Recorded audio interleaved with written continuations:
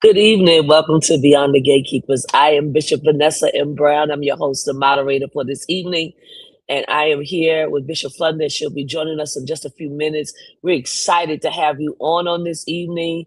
Y'all already know that this is our part two with our author. And before I introduce that person, I just want to thank Facebook and YouTube and all of the platforms that are on with us on tonight. We want to shout you out, Instagram, LinkedIn, wherever you will find us tonight.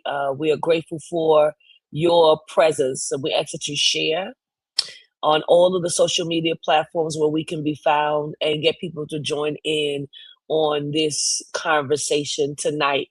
I want to start shouting people out if I can. And I see your presence here. I see you, Natasha L. Robinson. God bless you, Professor. Here for part two, indeed. Brother Albert Reed, Natasha's out of Chicago. Brother Albert Reed is here with us out of Colleen, Texas. Chuck Jones is here with us, Palm Springs, California. Welcome. welcome to you. Karen Coleman is here as well with us from Reverend Karen Coleman from Boston, Massachusetts. We are happy to have you here.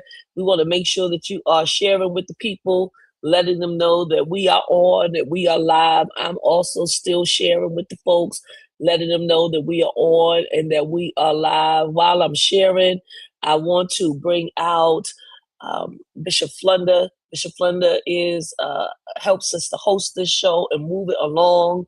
She is the senior pastor of City of Refuge United Church of Christ, over 35 years, and the presiding prelate of the Fellowship of Affirming Ministries. We welcome you with joy, Bishop Flunder. How you doing? How you doing? I'm so doing all right, Bishop. Yes, I'm looking forward to the part 2. I am too, Bishop. I really am. Welcome, everyone, and we are going to have a glorious time this evening. So, Bishop Flunder, you know what? Guess what?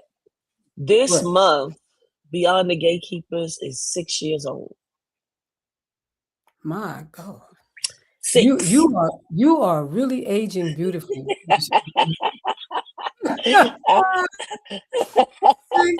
I'm doing my best.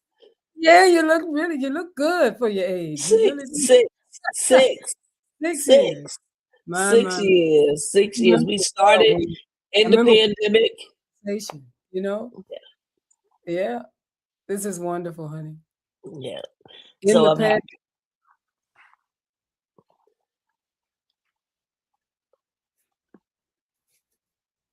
Yep. I'm very, very happy. I am I see people are still coming in the room. I say good evening on YouTube, Dr. Shawn Jackson out of Mississippi. Welcome to you, Pastor Tanya Jackson, Newark, Delaware. Welcome. Come on, people. Come on in the room. We are here. So much to talk about. So much that's going on. Thank you. Time flies. Yes, Natasha. Thank you so much. We appreciate that. Natasha Robinson helped us to be. She was a host as well during some of those years. So we are grateful to you, Natasha. Thank you so very much. Christy Dotson out of Michigan is here. Welcome, Christy. Y'all go share with the saints. Let them know that we are on, and we want them to join us for this conversation. Nicole Renville, upstate New York. Good evening. Good evening to you. Good evening. Dr. Cherry Chan, thank you, Pastor. Thank you for being on tonight. City of Refuge, California is in the house. Thank you. Thank you. Yonsei Garcia, Jason is on. The number 6 represents harmony, love, and nurturing and family. Thank you for that, Yonsei. I appreciate that very, very much. I'm still sharing with people, letting them know that we are on. And I hope that you will do the same thing. Bishop Leonard, we had a lot of things going on that we haven't had a chance to talk about, but hopefully soon we'll have our time. Reginald Nichols is on out of Stockton, California, and congratulations on your graduation, your upcoming graduation coming up. Yeah. God bless you. Yeah. So proud. Yes. I love it. I like the 6th grade. You know what? Guess what? What? Kendall Brown is graduating. Did you feel that earthquake that happened? Yes, he is graduating. He's getting his doctorate. That's right. That's right. Isn't that wonderful? That's right. Yep. I'm thrilled for him. I am thrilled for him too. Yes. In the Bay Area. Hallelujah. Yes, in the Bay Area. Exactly. We see you, Dr. Jamie Eady, Philadelphia representing Bishop Levi Riches, East Chicago. Indiana is in the house. Miss Queen Lorraine is on. Dr. Lorraine Gainey. God bless you. Proud member of COR. Bless you. Yes. Herbert Jones is here. Boston, Massachusetts. Leo Mercado Best is here. Representing Ohio by way of Brooklyn. Yeah, they're coming in. And so we're going to get started. So glad that you all are on tonight and grateful for your presence. If you were with us on last week, Elder Clarence Holmes is on. Welcome, Elder Clarence. Thank you for being on tonight. Pastor Michael Lomax is on. Thank you so much, sir, for being on, supporting his wife. God bless him. Louis Eaton Thank you. Boston, Massachusetts is in the house. Thank you for being on tonight. We appreciate your presence. So this person is not a stranger. They've been with us not just last week, but a couple of years back. They had another book and they were on with us. And so Dr. Tamura Lomax is here.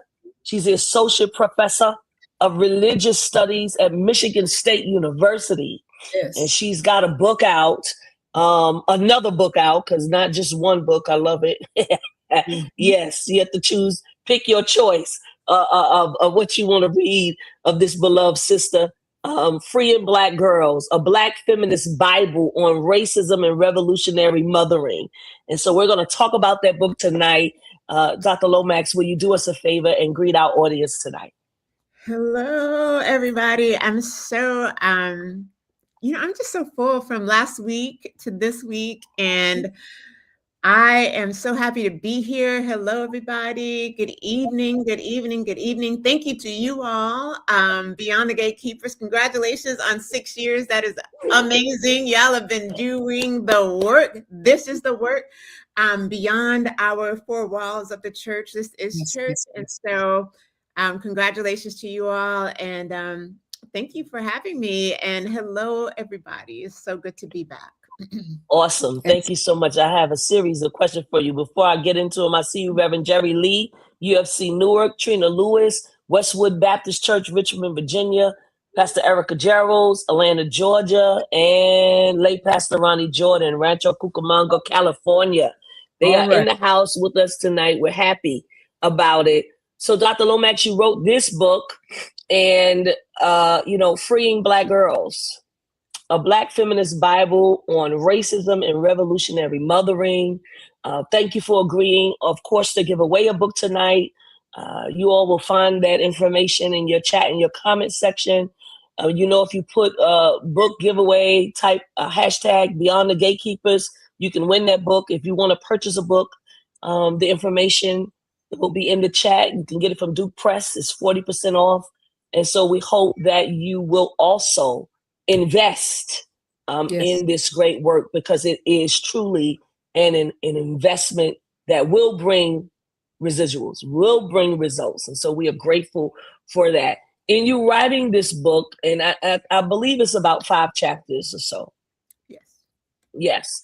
One of my questions to you tonight is going to be, what does it mean to free Black girls in a culture invested in controlling them?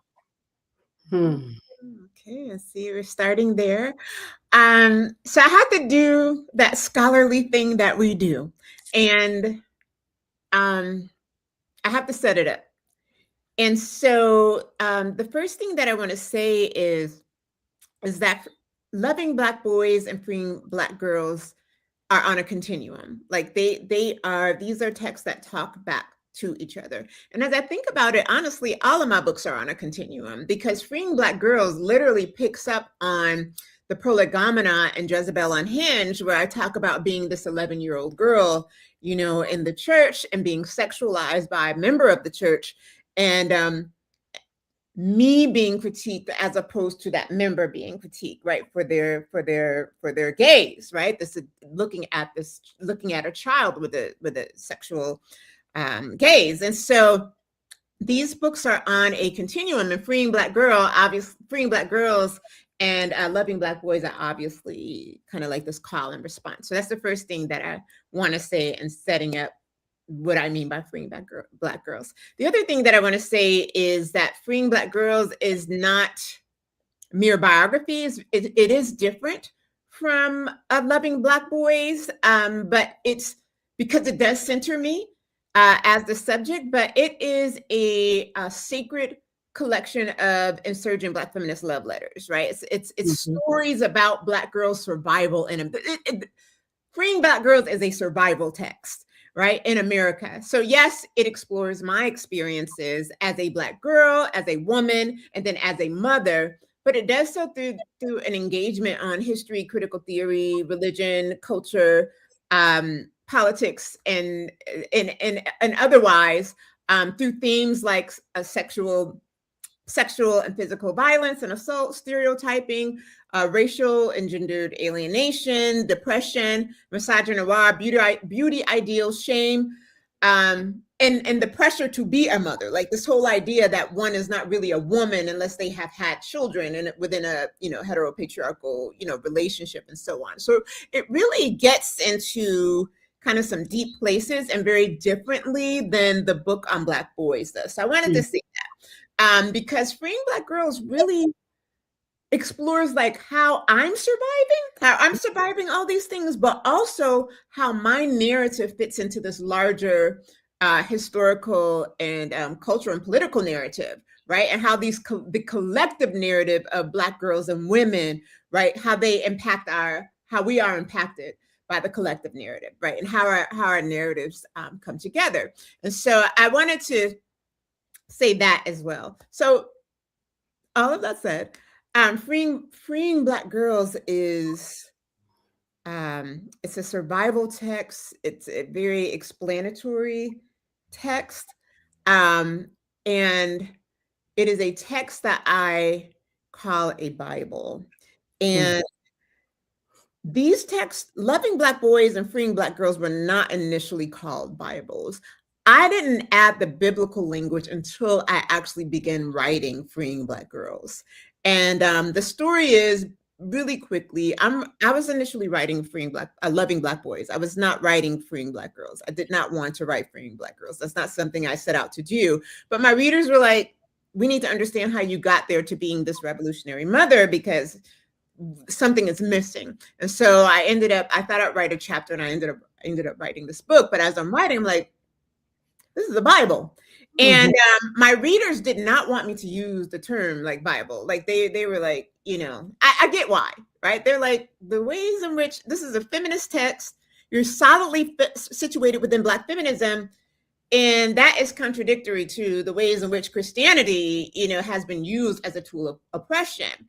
And what I shared with them is that my deployment of Bible has nothing to do with how others have used Christianity as a tool of oppression. It has to do with our enslaved ancestors and how they use the Bible, how they use the Bible for freedom, how they used it for literacy, how they used it to rewrite their identities, how they used it to plot, to tell stories, right? And to shape liberative ethics. And so Bible comes about in that way, right? So it's the spell book for freedom. So it's in this way, it's essential reading. And one of the things that I argue is that the act of freeing Black girls is holy work.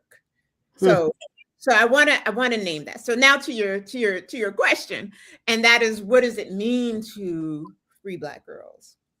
What I want to say about that is that both, and I'm going to be talking a lot about both books tonight, because even though we're talking about freeing Black girls, because it is so important for me to really make it clear that these books are in conversation.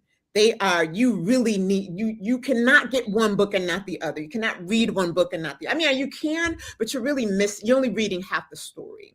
And so both books really center freedom, right? So it's not just, even though one is called Freeing Black Girls, and I center, right, freeing in the title, and there's a reason why the other one doesn't center freeing. They both center freedom. And it's interesting, nobody's asked me like why one is freeing and the other one is loving. And the short of it is because the first person that's being freed in the text is me. And so I am speaking to my own experiences. And when I was writing the book, when I returned to the book on Black boys, I literally had to pause writing that, do this new book on freeing Black girls, and then get back to loving Black boys. And it wasn't initially titled that. But when I got back to it, I realized that because the editors were like, well, let's do the title being the same so that people know that they're in conversation. I was like, no, I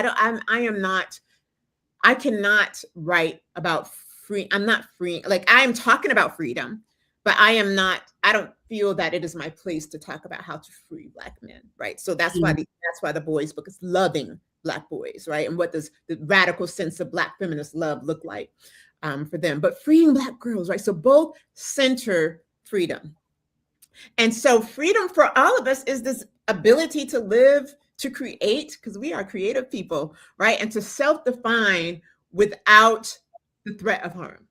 right? It's going back to last week when I talked about Toni Morrison's essay Home, and the woman walking. She's walking in the middle of the night and she is safe, right? So freedom is like the sense of safety. And so freeing Black girls ask this it asks a lot of questions, but there's two really big overarching questions. And one is, what do Black girls need to powerfully thrive in an America that hates them? That's one question. And the other question is, what makes a good Black girl, woman, or mother? Because we're always talking about, when you want to be a good girl, what is a good girl? What's a good woman? What's a bad woman? There are all these tropes. So I really try to deal with that. And what I assert is that first and foremost, what we need to powerfully thrive in an America that hates us is bodily autonomy.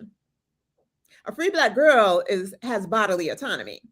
A free Black girl has a powerful sense of subjectivity. A free Black girl has the right to live without violence and without heteropatriarchal and otherwise dominance, right? So to be clear, and I start here with bodily autonomy because Black freedom begins with bodily autonomy. There is no freedom without that. What's a person that does not have bodily autonomy? Well, slaves, right? What happens to Black women when they don't have bodily autonomy? Well, let's look at slave women. They don't have a right over their bodies. They don't have a right over their children. They don't have a right over their reproductive ability. So all of these things are related. And so first and foremost, bodily autonomy and powerful subjectivity. The right to have those things without the threat of violence, right? Freedom isn't, for me, it's not solely like an intellectual or mental project, right? So it happens in community. So we also need, right, the proper recognition of our complex humanity as Black girls. We also need radical and inclusive self-love, but also communal love as Black girls. We also need mutuality, equity, and justice as Black girls, right? We also need full and equal participation within the body politic. So all of these things are vital to experiencing life as a free Black girl, right? And so this is why the goals of both book, include better ways of seeing and relating to one another, and also building sanctuaries and more emancipatory communities where we, can gather and dream and navigate and speak freely, but also rebel. Because a free Black girl rebels as well, right? And so we get to rebel, to name our own experiences and expectations. So I say all that to say that a free Black girl ultimately insists on a world that does not yet exist. Right? But she unapologetically calls it forth with every fiber of her being, right? And so the free Black girl is a girl who says no to things as they exist, right? She says no to the oppressions that we are, these structures of oppressions and dominance that we are born into. That's what a free Black girl is. It is, we are calling forth, and I say we because we all have a free Black girl within us. Even though I am a woman, think about how we talk to our homegirls. It's like, girl, our girls, right? So we're still girls, but we are also women, right? So I'm talking to the girl within us, but also, Black girls. And so as free Black women and girls, we are calling forth the world where we are free. It does not yet exist. We are insisting on this world where we are free with every fiber of our being. We are insisting on something that does not yet exist. And what I argue in the book is that this girl, this woman, this mother, this other mother, right, who insists on a world that does not yet exist, that is the good Black girl, because she loves herself and others so much that she is willing to speak that world into existence and fight for it, right? She is willing to rebel against oppression for herself and others and fight for the world that she is committed to remaking. So when I think about free Black girl, that's what I'm thinking about. Well, yes. Listen, one thing, I'm going to let Bishop Flunder go on. A spell book for freedom. That's all you need to know. Yeah. That's all y'all need to know. That's all you need to know to get the book, win the book, buy the book. That's what you need to know. It's a spell book for freedom. Okay. And I believe that every girl, woman should read it. Mother, whatever. Read the book, right? Bishop Yes. London. In your introduction, Mhm. you've talked about the invisible Black girls and why are girls so often overlooked, and even within conversations about Black suffering. That's close to me because I think it is close to me because I've seen it be so much deeper sometimes than what happens to boys and women and girls being second and not first, but suffering first and not second. I think you hear my heart. So talk to us about this. You have said a word right there. I'm going to go back to this essay that I use in both books because it's so important. And if you all have a chance, Google this essay because it is so powerful. It's the 1984 essay that I talked about last week, and it's titled Revolutionary Hope. And it's a conversation between Audre Lorde and James Baldwin. It's published in Essence magazine. And Baldwin states in that essay, he states the following. He says, one of the dangers of being a Black American is being schizophrenic. He says, I quote, he says, being schizophrenic in the most literal sense. He says, because to be a Black American is to be born with the desire, he says, to be white. But really what he gets at is to be born with this desire to access the American dream, which is inaccessible. And he says this causes schizophrenia. And Audre Lorde, she responds and she says, I'm sorry, I just can't let that go past. She said, because deep, deep down, I knew that dream was never mine. And we need to sit with, because I do think this is an issue. And I'm going off a little bit and I'm come back. Why is it that we know as Black women, we know that dream isn't ours? But there oftentimes, and I think it has to do with patriarchy, but oftentimes Black men are still thinking, well, I think I can just access it a little bit. And Black women, we're sitting there like, child, that is not our dream. But anyway, she says, right? She says, deep, deep down, I knew that dream was never mine because I was Black, I was female, and I was out by any construct wherever power lay. So if I had to claw myself insane, she says, if I lived, I was going to have to do it alone because nobody was dreaming about me. Nobody was even studying me except for as something to wipe out. And so she says, even worse than the nightmare is the blank, and Black women are the blank. And so she continues by saying that the reason for that blank is patriarchy and how it structures our experiences differently. Right, leading not only to, she says, this deep bitterness between Black men and women, but these different nightmares. And so Freeing Black Girl picks up on Lorde's point, right, and explores that nightmare. Or in other words, it explores the cost of being a Black girl, the cost of it, of being a Black girl in America. And so my intention in writing this book that I did not intend to write was really to fill in that blank, right? And to center not only Black women, but those who are explored even less, and that is Black girls, right? So, and as I write in both of these books, in Freeing Black Girls and Loving Black Boys,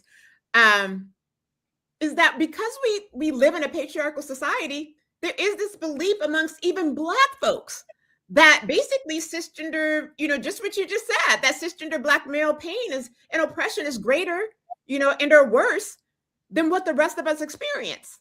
And what you said is really a word, this idea that we might even experience it first. We definitely experiencing it differently, right? But there is this idea that, but you know what, when it happens to men though, it's worse, right? And so because of that, and I write this, I think I write it in Loving Black Boys, but I write that because we think that their pain is worse, right?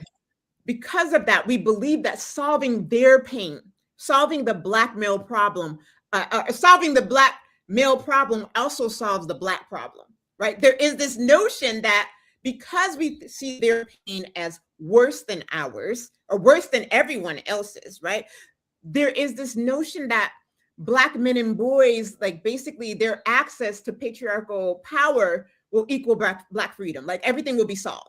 We see that in so many different ways. And I pick up on this. I really talk about it in Loving Black Boys when you had Ice Cube doing his contract with Black America. You know, basically, if men get our rights, everything gonna be all right. I'm like, this is not a new argument. It is old and it has never worked, right? And so basically what I argue is that, look, all these racial oppressions are bad. They are all bad, right? But they're also distinct. But to get at your distinctiveness, I don't need to like erase yours, or to get at mine, I don't need to erase yours, right? So we collectively experience a specialized form of racial violence, which is also very nuanced, right? So Black men are experiencing something because they are Black men. Black women are experiencing something because we are Black women. Queer folks are experiencing something because they are Black queer folks. Trans folks are experiencing something because they are Black trans folks. So there are some overlappings, but there is also like quite a bit of nuance. But what we cannot continue to do is to produce these hierarchies of racial oppression. They are not working for us, right? And so the books, both of them, really try really, really hard to model how we can actually center and care about and resist all of this at the same time, right? And that's not to say that everything is important at the same time, but there is a way that we don't have to closet, we can't talk about this because we got to focus on this, right? There is a way that we can kind of hold all of these things in tension and at the center at the same time, even if some things may be, at the particular moment. I want to tell you two stories. There was during the uprisings after the murder of George Floyd. Mm-hmm. I really came face to face with this when we were all at the kitchen table, and the kitchen table is a really big deal for my family. This is where we come together and we tell our truths. We talk about what's going on in our lives, and nobody is judged. Nobody gets in trouble for it. And my eldest son was really struggling he was a college student, and he was really struggling with he was a student at Morehouse, and they were protesting, they were upset about he watched this man lose his life, right? But while they're protesting and saying Black Lives Matters, you had students at Spelman in particular saying to the brothers at Morehouse, which Black Lives matter? Because when A, B, and C, the Black lives didn't matter. And I watched my son and had to sit with the struggle that he was facing with really trying to hold these things in balance. So what I'm getting at is that's not pretty and it's not easy, because what he said was, what I saw what happened and it has impacted me, but because I'm raised in a Black feminist household, I'm trying to hold these things in balance. But why I can't be angry about what I'm angry about right now, right? And so what I had to do was we had to talk through it, and it was not pretty, right? I'm holding what they're saying. What the women were saying was, it's sometimes where all Black lives don't be mattering, right? Not intention, but not ignoring the fact that he's sitting with some very real pain, a transference of literally watching this man cry out for his mama, and his mama is not alive. So he knows he's dying, right? Us watching that and the weightedness of that. So that's one. I'm saying it's not easy work to hold these things in tension. Right. But what we typically do, and this goes back to your point, Bishop Flunder, is we don't even try to hold them in tension, right? Yeah. It's just what's happening to the girls don't really matter. It's all about the men. And so I want to share really quick this story that my grandmother shared with me in one of the times that I was staying with her, and she would share stories with me. And I think I write about this in Loving Black Boys. Mm-hmm. And my maternal grandmother, she lost both of her parents violently at a very young age. And back then you didn't go into social services. Family member just basically picked up the kids. And she was staying with a family member. I don't know if it was an aunt or what, but from what she said, there were a lot of kids in the house and they were separated by gender. And she told me that all the girls were like upstairs and boys were in another place. But every night at dinner, the girls only got rice and peas, but the boys got meat with their rice and peas. And so she protested. And she's like, why is it that we only get rice and peas every night while they're getting meat? Right? And so she's severely punished for asking this question. I mean, through, I don't know if she's beaten or I think she was, but she was definitely isolated to the room and basically starvation. Like she was not given, she didn't get to eat for that. And what she was told, what she shared with me was that they got meat because they had it worse in the world. And so they got meat.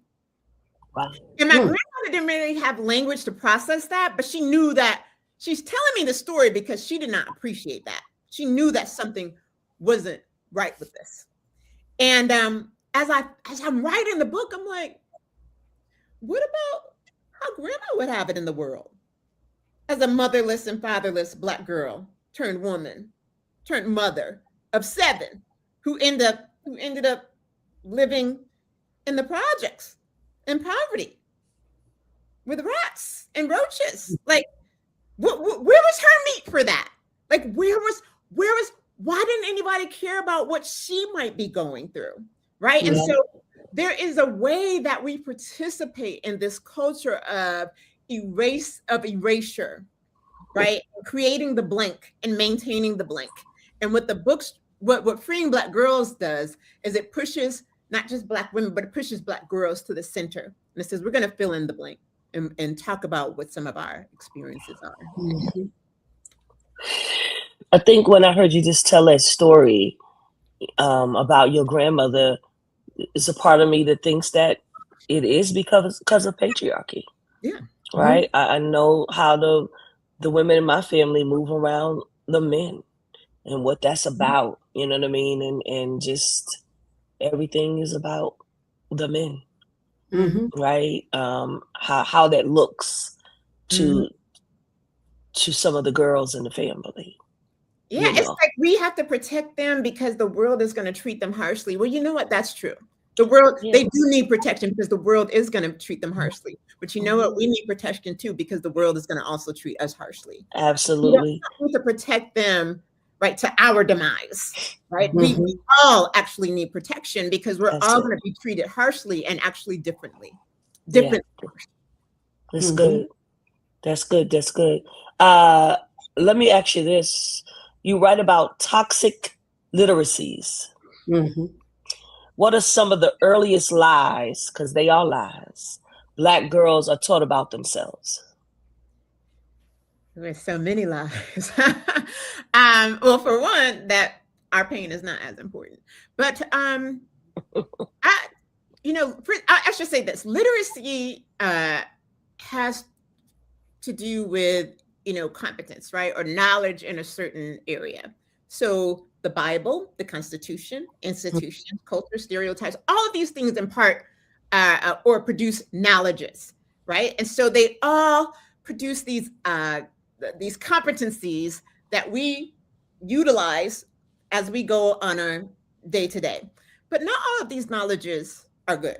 And so both of the books really try to undo the harmful knowledges, aka literacies, right? And so Freeing Black Girls begins with a story which produced harmful knowledge, right? About Black women and girls. And it's a sermon. It's a story about a sermon on Mother's Day. And I refer to this moment as a sermonic misrecognition, aka theological misogyny. And for those who are listening, who may not know, misogyny, aka racial misogyny, basically notes the intersection where anti-Black racism, sexism, and classism and otherwise intersect, right? But misogyny is also the basis for dehumanization, of Black women and girls, right? So it leads to violence and or oppression. Sure. And so this Mother's Day sermon, I hate to even say it, but I write about the book. So the Mother's Day sermons, literally, I don't remember the title, but it was about what the pastor kept saying is that it was about two hoes fighting over a baby. That's what he said. What? Two hoes fighting over a baby. This is on Mother's Day. On Mother's Day. And I tell the story of my husband. Basically, you know, we didn't have cell phones. It was landlines. This was 25 years ago. My husband, he was on staff and he called me and he's like, baby, don't come to church. I'm like, this is my first Mother's Day. I'm coming to church. You know, I want to experience what it's like being a mother on Mother's Day and the doting, you know, that happens. And that happens instead. It's this sermon because we had multiple services. Two hoes fighting over a baby. And basically in the sermon, the preacher uses, you know, basically every racial stereotype in the book. You know, Black women as hoes, Black women as unethical, Black women as bad mothers, Black women as violence, and on and on and violent, and on and on and on.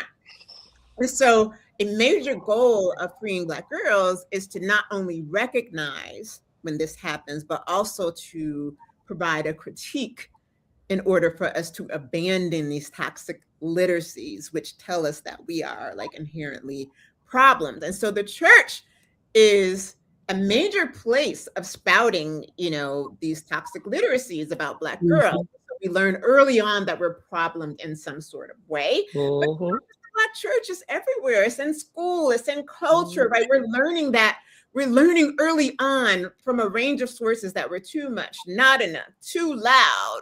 Have you seen the meme that says, like, if you were told to be quiet, you're too loud?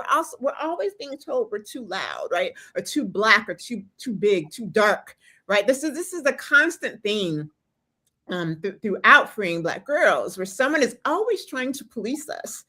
And so I really resist that in a variety of ways. Before coming on, I saw this story about, you know, all the proms have just had, we're now in graduation, but right before there, all of the proms, and you know, this culture of Black proms is like a whole thing, and Yes, so they're very extravagant. And I have personally gotten into them. I love the ones where it's the girl and the boy, and you know, they have their satin caps on, and they're like dressed down, and then they're like, and they come back, and they're like on fire, right? I'm like, only Black folks do that. Where there was a critique by a white woman, like they're always trying to police us. And basically, you know, she says, she doesn't critique the men, but she critiques Black women, which I find interesting in and of itself. But she says, basically, these women are only, you know, they're over the top only because they will never become wives. And so I thought about that, and I thought, firstly, right, she don't get to define us, right? She don't get to define us, what we do, who we become. We define ourselves. So that's the first thing. But secondly, you know, I was thinking, like, are we over the top, or is it that others do too little and are less creative, right? So like, she was basically saying that we are both too much and not enough, right? And this is a way to diminish our creative magic and our creative generosity that we share, glitter around with the whole world, which is undeserving, by the way, of all of that magic that we've just been giving out, right? And so this was an attempt for her to silence like Black girl magic, which is a real thing. And so, you know, there is that, but, and that begins very early, the silencing of our magical ways of being. But her critique, I really sat with it, because it wasn't just that. It was also an attempt to shame Black girls. And that begins early, right? And to shame Black girls sexually and economically, using toxic literacies about, you know, about Black women, you know, never becoming wives. So where does that come from, right? There's always underneath stereotypes about Black womanhood. There's always the sexual narrative, sexual stereotypes that are always kind of at work. And so there's this whole thing about you can't turn hoes into housewives. And so she's like, basically, you're never even going to become a housewife, right? Well, a wife, right? Well, how does she get to decide that? And so basically what I want to, you know, say, and thinking about that story and this policing and how it begins early and from all of these different avenues, is that the thing that we have to realize is that the Jezebel narrative, and this is why I say my works are on a continuum. The Jezebel narrative is always lurking, always, always lurking underneath misogynoir. It is always there. It is always lurking. Even when we think this is not even about, sexuality, that narrative is always there. So that is one of the main toxic literacies that we began dealing with very, very early in life. That's good. Bishop? So it's, amen. There's Right. several things that came up for me listening, and one of them was, you said that it was important to write a letter to your 14-year-old self. And I was very touched by it, because you've heard me, or if you haven't heard me say that I spent quite a bit of time, Bishop Vanessa knows this, with my briefcase. Yeah. And my briefcase, there were no girl briefcases when I was coming along. It was just a case, and there's a girl for food, for put your food in a little lunchbox. But I wanted a briefcase. I didn't want a lunchbox. I wanted a briefcase. And in my briefcase, I had a tendency to write letters to myself and say things to myself, notes to myself. I still squiggle a little bit, but I wrote letters to myself to affirm myself. And I'm wondering, and also to surprise myself with my budding genius, had these. And so I'm wondering, when you were writing letters to your 14-year-old self, what did you feel when you wrote when yourself wrote to yourself?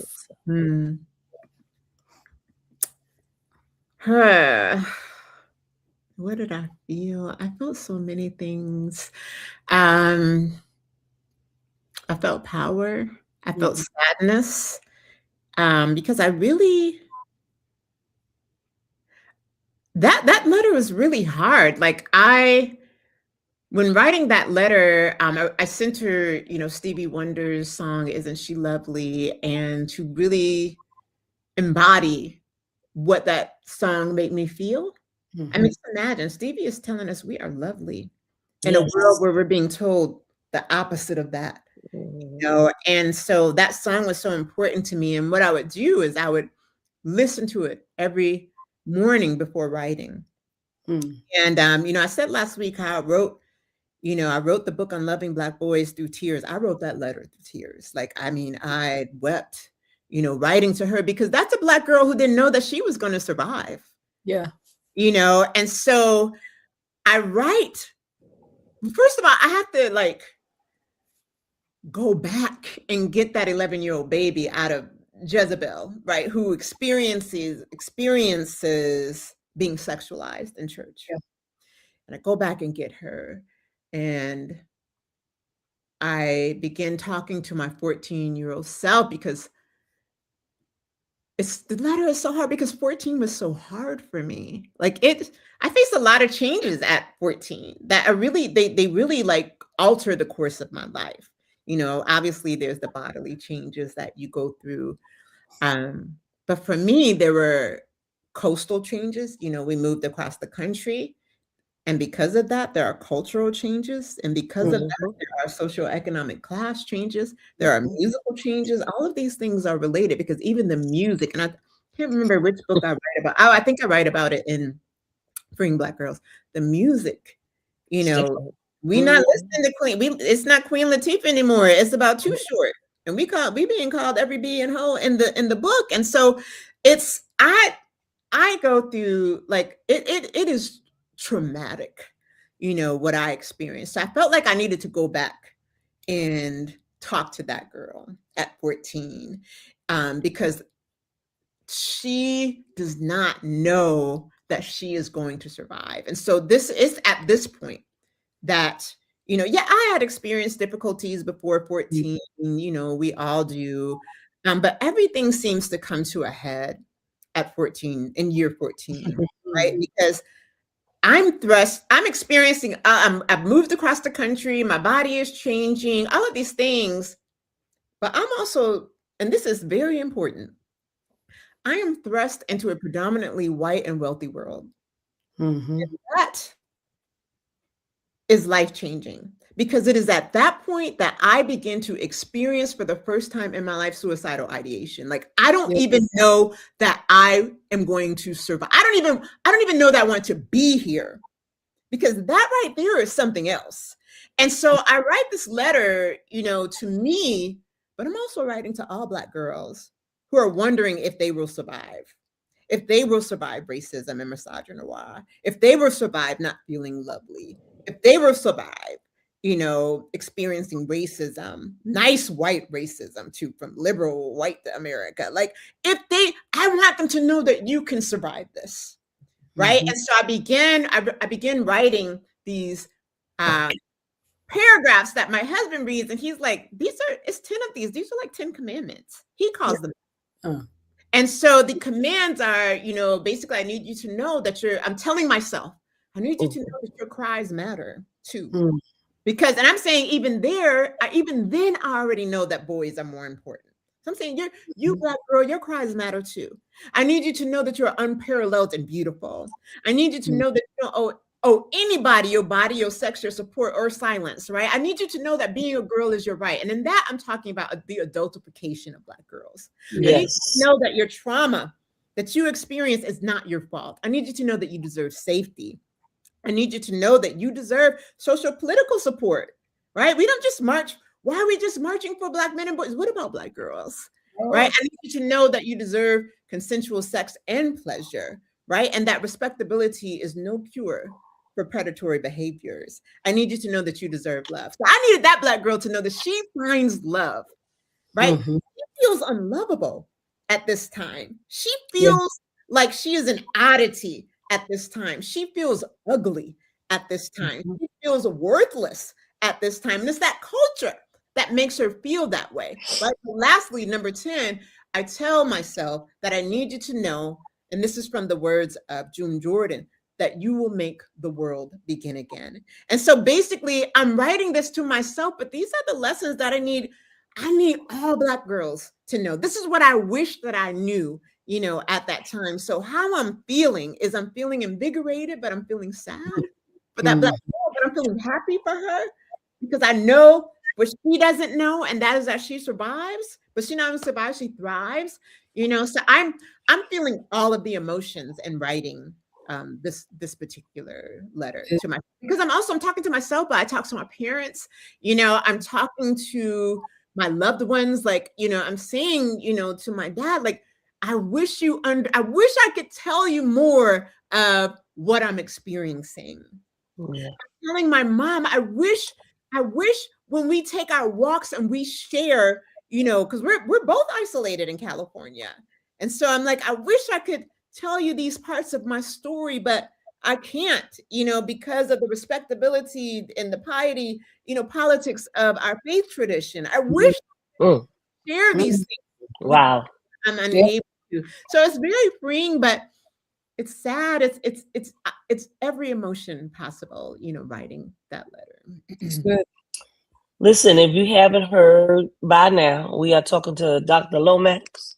She has a book called Freeing Black Girls, a Black Feminist Bible on Racism and Revolutionary Mother. And I must say, this is like a third testament, Bishop Flunder. It is. Okay? It fits right in. So when people say that you shouldn't name it a Black Feminist Bible, this is a third testament, right? So it might not be in the first two canons, but don't worry about it. Something else is on the way. Okay? I needed to say that. Now, if you want to buy this book, it's in the chat. What you need to do to buy the book from Duke Press, it's a 40% off. You can also win the opportunity or get the opportunity to win a book tonight by putting hashtag Beyond the Gatekeepers in so that you can win. If you have questions, I want you to write the word question before so that we can know that you are actually asking a question with regards to what we're talking about tonight. And I'm going to jump down because I do have some questions. I'm going to wait for some questions to come in. There's a bunch of comments there as well that people are talking about. But I do want to ask this question. Why do you choose to engage P-Valley, erotic power, and rape culture together? So, okay. Wait, So, let me just say, for those of you who don't know what P-Valley is, you need to watch it. It's very good. And I'll leave it like that. yes, definitely watch it. So I love this question because it allows me to put on my other hat. So in addition to being a scholar of religion, I am a Black feminist cultural theorist. Like that's my I'm trained to be a Black feminist cultural theorist. And so what that means is I am literally trained to read culture.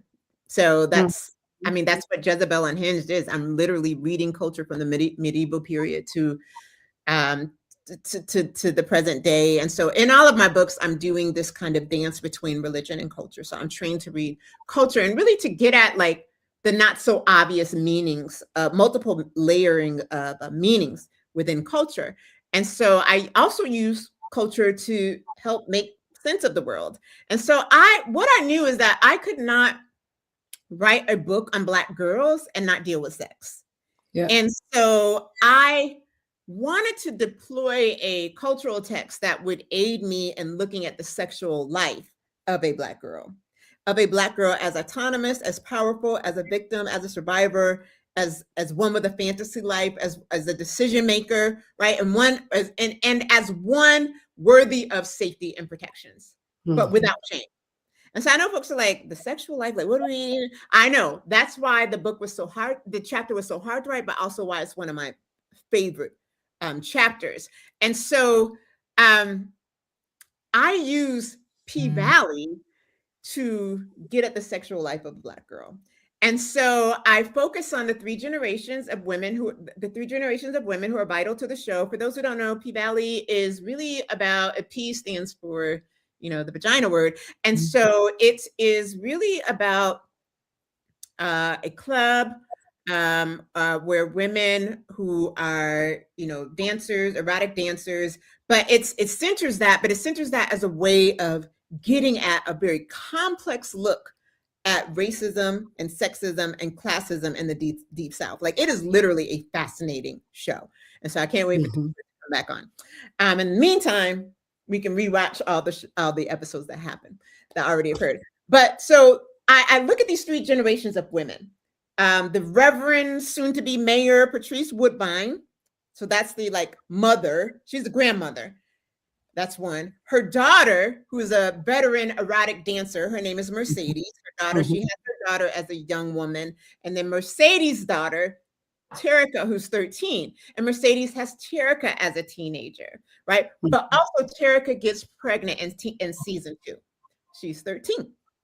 And she does not get pregnant by someone who is older than her. She gets pregnant by someone who's her age. So what I'm trying to get at is the sexual life of a Black girl, not a Black woman. And so my hope was to put their storyline in conversation with a discourse on motherhood, girlhood, racism, gender, socioeconomic class, sexual violence, but also religion-based sexual shaming, right? And then obviously a discourse on slavery. So typically when we discuss our sexual lives, we discuss Black women, not Black girls. And we discuss shame, stereotypes, rape, and slavery, right? We rarely discuss Black girls unless we're discussing assault, like sexual assault.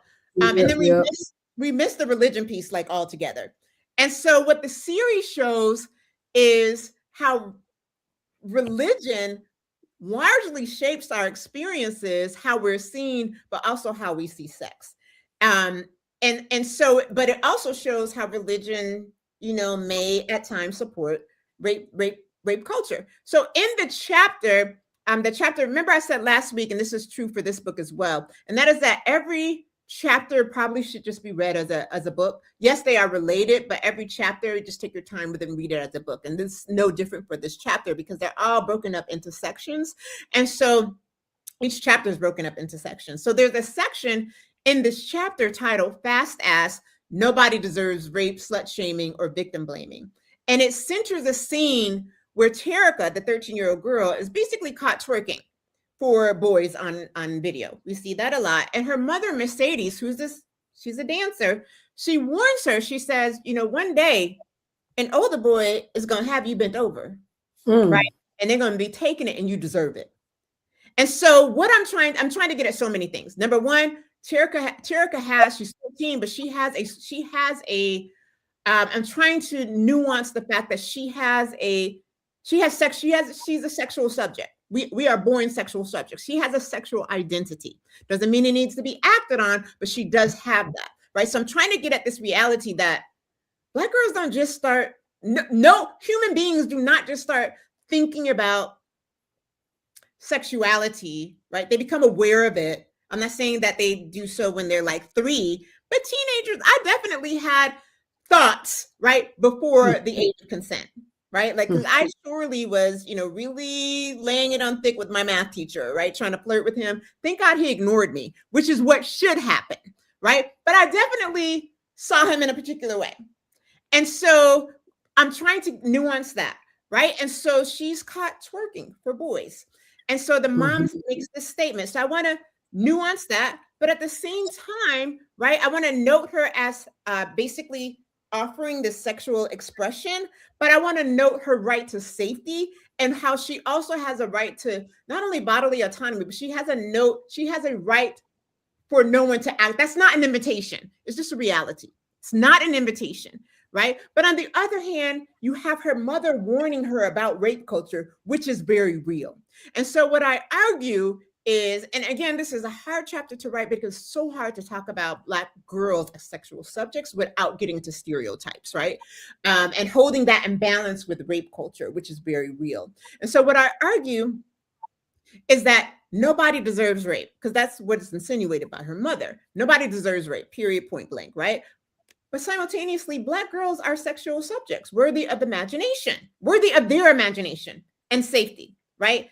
Not predatory behaviors and not violence. They do not deserve that. There's not an invitation, right? And so I'm trying to strike this balance here, because if we don't, what I argue in the chapter is, if we don't find better language, right, to really engage our daughters and the things that they are going through when something does happen, which is what Mercedes is trying to get at, her mom, when something does happen, we often blame ourselves because we don't have we never received a language for autonomy. We never received a language that affirmed our imagination. We never received a language for consent. We never received a language for resistance, right? And so if we're actually find a more comfort with engaging with Black girls, we actually protect them better because they have a language for consent and pleasure and also, resistance, right? We spend too much time warning Black girls how to not get raped, right? Yeah. And how to move differently instead of talking to our sons, right, about how they need to move differently, how not to rape, right? Like how, and it's not just to say that this goes one way, it doesn't, right? Because it doesn't, it goes both ways. And I'm going to say something about that in just a second. But the point is, while we are calling Black girls fast, somebody is asking Black boys if they've gotten some yet. Because if they haven't, and I talk about this in the book, in my case, it was a minister, a pastor, who comes us as girls, basically saying, make sure you keep your dresses down and panties up, but literally turns to the Black boys that we're all congregating with and say, well, have you gotten some yet? Gotten some from who? Because you just told us that you just told us exactly. So who you getting something from? Right. So, but literally turns them and they all, they laugh. And I'm like, the irony here is so deeply problematic, but Black boys are asked early on, have they gotten some, which is also a form of assault, because they want to make sure that they're not gay, right? And so what I'm trying to get at is I'm trying to get us to have different conversations. Come on, Dr. Lomax, talk that talk. I'm trying to get away from that, right? I'm trying to get away from that very toxic literacy, right? This very toxic way of talking about our sexual lives. And so, so there is a story that I talk about in the boys' book. So I would say to read this chapter and freeing Black girls in conversation with the chapter in Loving Black Boys. I believe it's chapter 7. It's titled Competing Pandemics, Autonomy, Misogynoir, and Rape Are Urgent Black Matters. Right. And so, because I get into the sexual lives of Black boys, right? And so historically, and so I tell a story about my son, my Black feminist politics, like allowing space for them to think critically, but also to check me on my politics. And so my son he loves old movies and he watched School Days, and he's like, Mom, Hal Pint raped Jane. And I'm like, he did not. I don't think about rape in one of my, favorite movies. He said, no, that was not, he pressured her towards consent. That's rape. And I have to really sit with that, because I'm like, no. And so what he ultimately says is, he's like, she didn't consent. He said, but also he didn't consent. And so what he argues is that, and he says he's like in high school. He's like, basically, Half Pint was a victim and an abuser, because he was pressured to get some and not be seen as gay, right? But in that, he pressured Jane. And so she gives consent under pressure, which is not consent, right? And so at best, it's at least assault. And so, so I utilize film to really get at these really hard conversations. Yes, I try not to, even though I talk about my own assault, when I'm talking about my children, I try not to tell stories that I don't think they would be comfortable with. So I use film to do that. But even with myself, I use film. So P-Valley was really, really helpful, because it gives these generations of basically assault, that these women, and it's in toxic literacies, that these women basically pass in between each other, and how it impacts the granddaughter. It was brilliant. Brilliant chapter. Yes. Bishop, you have something? If not, I've got some questions here from our audience. Okay. Well, let's hear from the folks for a minute. How about that? Okay. All right. I do have, it's like 4, but I think I'll probably only do 2. It says, is your definition of bodily autonomy inclusive of those who are medically incapable of caring for themselves and therefore have all decisions related to their bodies, when they eat, what they wear, toileting, etc., made and carried out by others? To what extent must one be able-bodied to be able to be free? That is an excellent question. And yes, it really is bodily autonomy, because bodily autonomy has to do with safety. So whoever's caring for them, right? So yes, they may not have the same level of bodily autonomy because they can't make all the choices for themselves, but whoever's caring for them absolutely should be making sure that they are safe and that they are not harmed.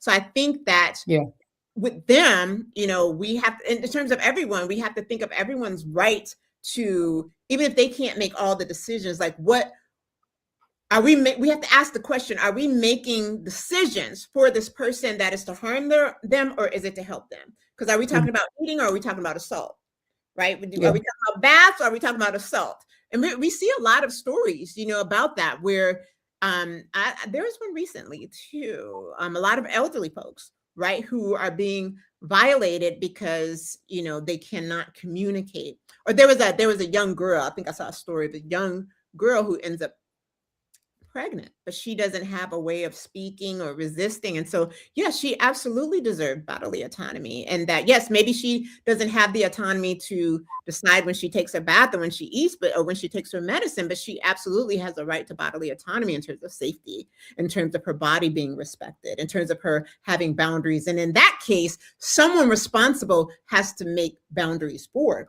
the person. Thank you for that.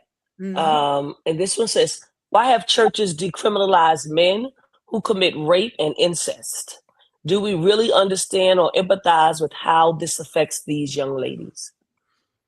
I think we don't understand how it impacts women and men, and people and our kinfolk in the church who don't identify as either. Like it impacts us in the church. We had this whole thing years ago, it's called Church Hurt, where people were telling their stories. And so we'll see there's so many stories of these violences, and you'll see this person, they're still in position. I mean, we see that right now. Mm-hmm. Right? There are no consequences. And so obviously on the religious level, we're seeing the same thing. And sometimes it's sexual, but sometimes it's like, linguistic, like it's verbal, it's the oral violences that we, like the sermonic, like I talk about in terms of the sermon that we heard. There are all these, there are histories of these violences that occur. We see this like in The Color Purple, but it's happened, throughout history. And so that's where, freedom for us, it has to center mutuality and accountability. Like everyone deserves to be safe. Everyone deserves to be that woman who's walking in the middle of the night and she fears nothing because no one sees her as prey. Everyone deserves that, from children to the elderly, across, all the genders, all the sexualities. We all deserve that. And it's unfortunate because we have to call that world forth because it's not there. But like accountability is really, part of why, I'm thinking about how to frame this, like part of why I write these books is because of this lack of accountability. And it's very hard when it is someone that we're in community with. And I'm really trying to choose my words. So there was a person who was harmful to community. And instead of the community holding that person accountable, I'm talking about community, I'm talking about Black folks, they remained in position. And so I was doing some justice work, and I was asked to create like essays. And I was going to do a contract with a magazine. And the magazine, they were all for it, right? They were all for it, talking about, justice, this justice work, stuff that we were doing. But when they saw that this person was a part of it, they said, oh, hell no, absolutely not. Like, no, we can't even believe you were. I'm like, I'm not working with this person, but the organization is. And I remember talking to my colleague and saying, this is a problem. The community has not refuted. Black women are saying this person is a problem, and the community is not holding this person accountable. And so that's where the very real and very hard work comes in, because it's one thing to say about white supremacy, that's a problem. But when it's intracommunal, for real, that is very, very hard work. And so people, even the most staunch justice workers, don't want to do it because we're in community with these people. Maybe they do a good thing over here, but they did a bad thing over here. So it's really hard, but we have to really make accountability and mutuality non-negotiable. We have to make them non-negotiable. If we want to create a more emancipatory and a better community so that we can fight better, right? So that we are on the same team for real, we have to learn to begin to create sanctuary. Sanctuary requires us making accountability and mutuality like non-negotiable. We have to be clear that everybody cannot be invited to the cookout. Like everybody cannot be, there has to be rules and regulations, right? And in the rules and regulations, we have to say there are boundaries here, right? So you cannot be in the community if you do X, Y, and Z. So there's something I'm seeing right now. And I don't know if y'all have seen it on TikTok, but I'm like, I just can't believe like that we're here, but the world is so upside down right now. Right. Right now, there is, speaking of this lack of accountability and refusing to hold folks accountable, there is a trend on TikTok and otherwise in social media where young Black men and women who are in Greek letter organizations are dancing to R. Kelly's You Got That Vibe. And I'm like, so we just uncritically listened to R. Kelly again? Now, I was an R. Kelly fan. So I was a real fan, before all of this. So like, we're just uncritically listen. So I go to the comments and I'm like, what are the comments? Are people critiquing this? No, the comments are, oh, you did that. That's there. Like, so there is some sort of cognitive dissonance. Or there's this disconnection between harm doing in communities and holding folks accountable. And so, and I feel like because no one wants to do that hard work, also because like we're in such a difficult position, we're like, well, we need everybody. But I'm like, well, do we need everybody if they're hurting the community? So there has to be a point where, again, accountability and mutuality are non-negotiable. Like we have to hold, and I'm not saying that we just kick people out of community forever, but there has to be, like, we have to have these hard conversations with folks, even if it's folks we love, even if it's folks who do good works, who have done harm to community, because there's always going to be this friction until we, do that, including in the Black church. Yeah, including in the Black church. You brought something up for me that I can remember having seen several times, frankly, Bishop Vanessa and Dr. Lomax, in the church that I was born and raised in. And it had to do with what happens when a young mother is pregnant and she comes before the church because it's required, because she's showing. They can tell that something has occurred. I cannot remember one time where the father of the child also had to come before the church. And then there was a litany of things that she had to go through in order to be in good standing again. And there was no anything that he had to do. All of it was her fault. And the idea was that had she done the proper thing that a woman was supposed to do, that she would not have been in the situation that she was in. And I would say maybe in the 3 or 4 times that I can remember that happened, she also had the child. Yeah. She brought the child to stand with her or to be with her. Yeah. Then turn and turn to the congregation, ask for repentance, and then have a period of time when she was sort of like, I don't know, like a woman in a cloth almost. Scarlet Letter. True.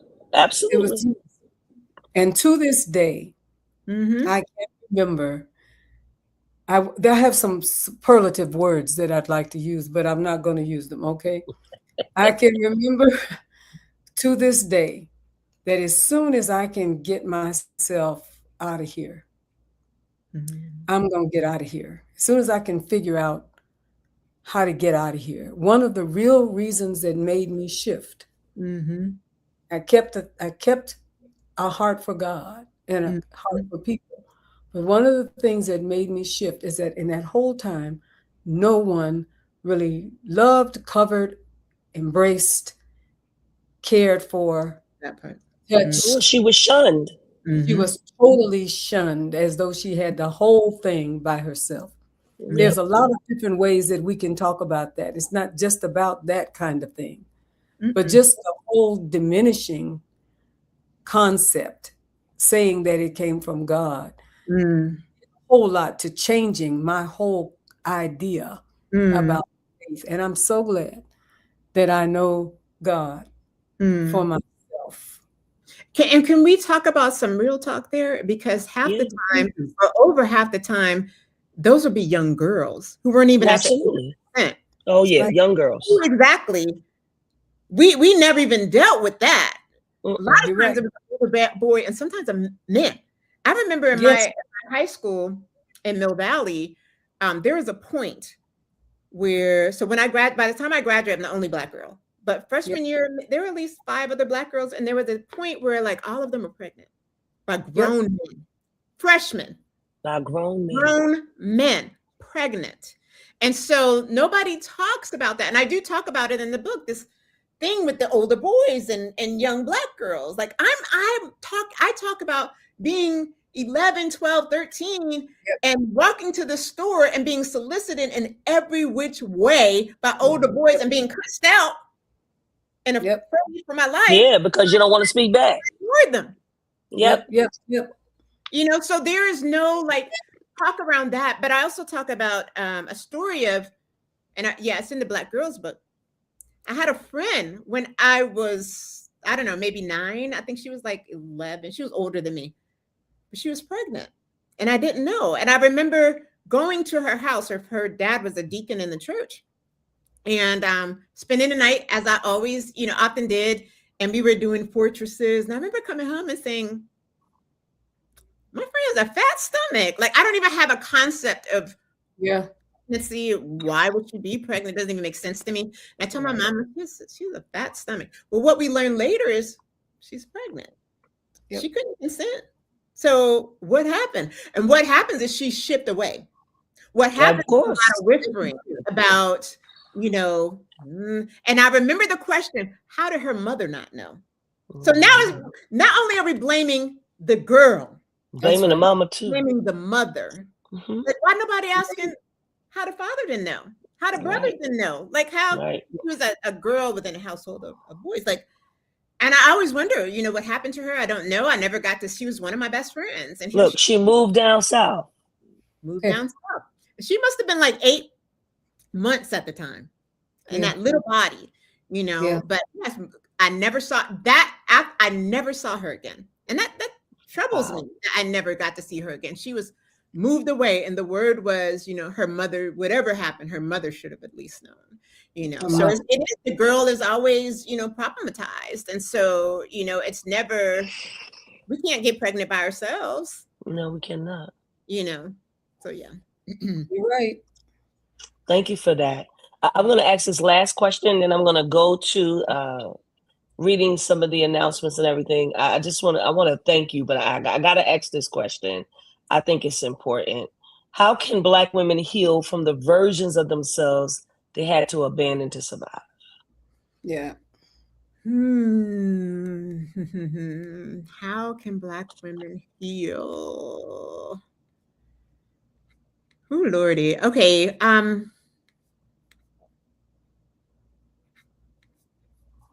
Let me think.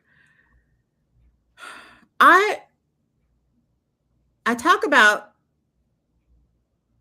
healing in the book in terms of sanctuary. Healing, it's hard. I'm not fully sure. So I think the first thing is that we have to face whatever that is, and we have to allow ourselves to grieve whatever that is, and then we need like safe communities. And I say this because the question reminds me of being in graduate school in a class at Emory, and I can't remember what the class. It was some class on Black feminisms, but it was a very small class of Black women and men with a Black professor, and we were reading Ayana Van Zant's Yesterday I Cried. And I remember reading that book and in class.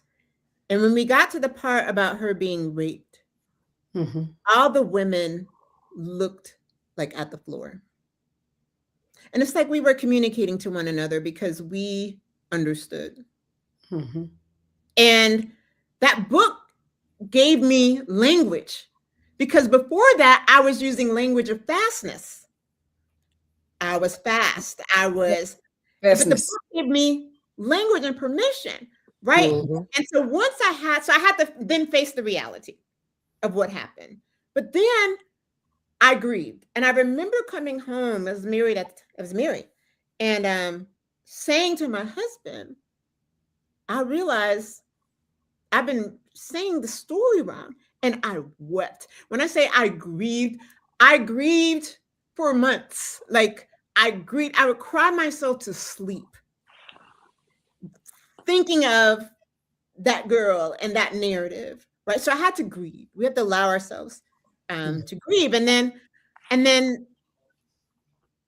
there was a need then after that for building safe communities. I think that's really, really important for our healing. So it's facing, the reality, is allowing ourselves to grieve. But then I'm really big on these safe communities, building a safe communities, but also having these we need a way. And this is why Black feminism, womanism is so important for me, because we need these radical gender-centered analysis, right?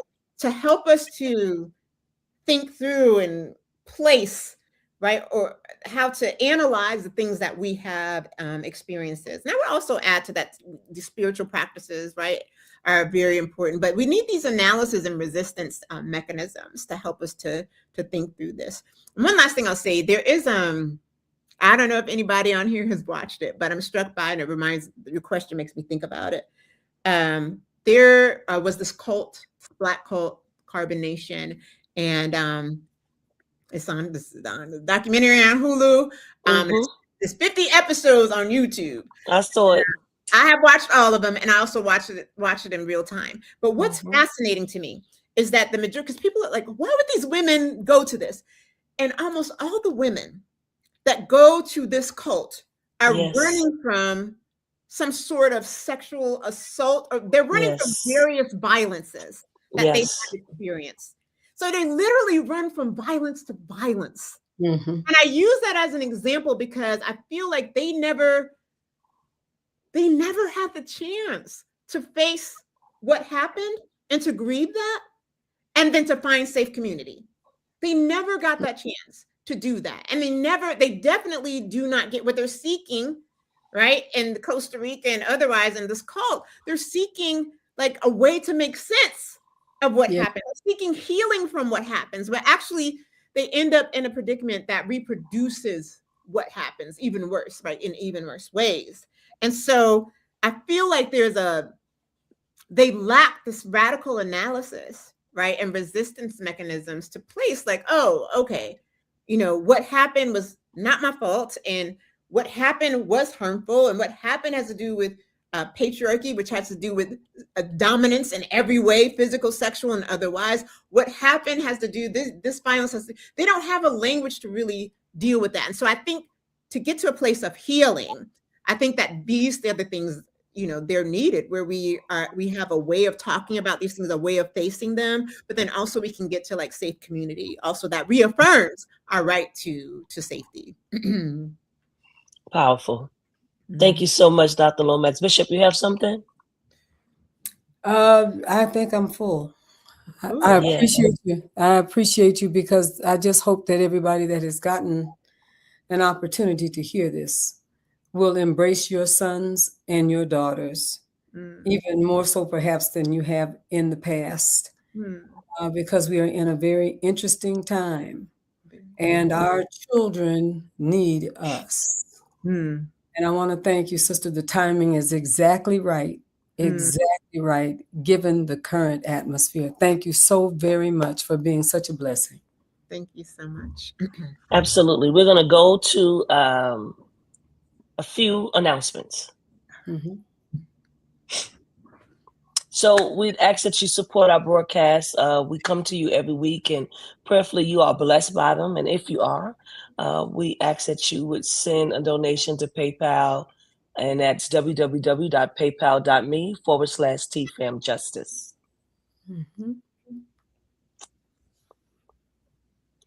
And we are gearing up for our convocation. For our leadership conference. Our leadership conference is July 22nd through the 25th at the Sonesta Hotel in Charlotte, North Carolina. And our theme is Ubuntu. And when I say we are gearing up, it's the Fellowship of Affirming Ministries. And it is Bishop Flunder, who is our presiding prelate, inviting you all to come and be with us. You do not have to be a part of TFAM. You can be a leader or someone anywhere that want to come and be a part. We're calling all hands on deck.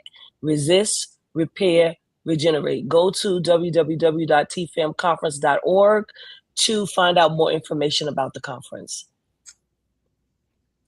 And so we want to give away some books tonight, but I want to encourage you to please purchase the book before we start giving it away. If you can purchase for some family, like Bishop Flunder said, our prayer is that, some woman, some mother, sibling, give it to someone in your family, right? They need this book. It is a journey towards liberation. Yes. I know that it can help. Again, it's another Bible study.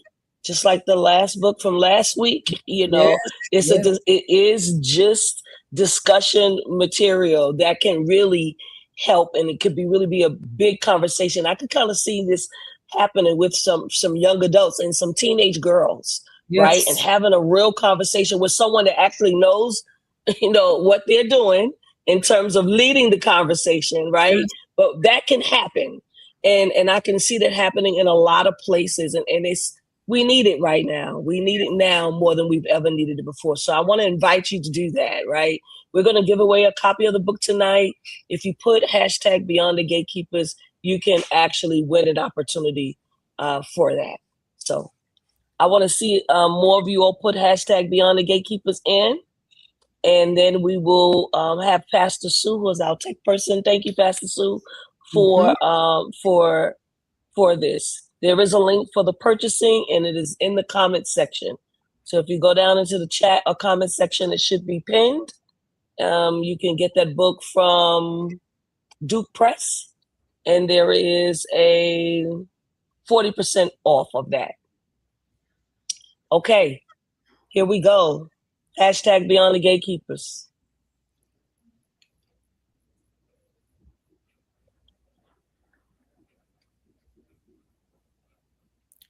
Antoine Johnson, congratulations. You are the winner. Please go into the Beyond the Gatekeepers message and put your full name and address, and we will see to you that you get the book. Thank you so much. What you talk? Wait, hold on, Jamie Edie. What you talking about? Yeah. I see you. Thank you all again. We say congratulations to you. Dr. Lomax, you should know that there is some mother right now. Yes. That did not have the opportunity to have this book. Mm-hmm. But I believe it's going to fall into the right hands. Mm-hmm. Yes. And they're going to get this book and they're going to be able to use it. I just read something Natasha wrote. She said she's going to use it as a guide to help raise her daughter. Excellent. You know, and it's the real deal. Okay, Dr. Jamie Edie's got book number 2. We're going to do one more raffle off of Freeing Black Girls. One more time, Pastor Sue. Yes. Okay. Yes. Give away number 2. Here we go. Let's go. One more time. Thank you, Dr. Jamie Edie. All right, Jamie. Hi. Then. Reverend Beverly Scott Hudson is the winner tonight. Yay. Reverend Beverly Scott Hudson, do me a favor, put your full name and address inside of our Beyond the Gatekeepers chat. We will make sure you get the book. Yes. Dr. Jamie Edie said, you know I love when we read together. I love it too. I love the fact that people are invested, not just in Beyond the Gatekeepers, but also invested in the people that show up on Beyond the Gatekeepers too. So we love you so much, Dr. Lomax. We appreciate you. I know I'll be seeing you soon. We'll be seeing you soon. Thank you so much, Bishop Flunder, for helping to guide the conversation. You all have a wonderful evening. We will be back next week with Reverend Alba Onofrio. Be with us next week with Reverend Alba Onofrio on Beyond the Gatekeepers. I got her book too. It's dangerous. Yes. Dangerous. Love you so much, y'all. Have a great evening. Bye-bye. Bless you. Bye-bye.